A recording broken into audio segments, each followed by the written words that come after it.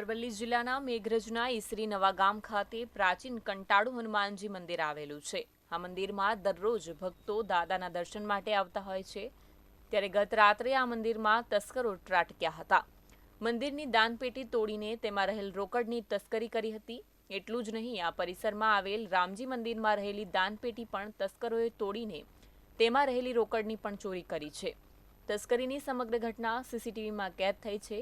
ત્યારે ગ્રામવાસીઓએ મંદિરે કાયમી પોલીસ કે હોમગાર્ડનો બંદોબસ્ત રાખવાની માંગ પણ કરી છે. તો જોયું તો આ અંદરની ને બહારની પેટીના લોક તોડેલા હતા. એ જાણ કરવા પોલીસ સ્ટેશને જાણ કરી કે ભાઈ તાળા તૂટે છે.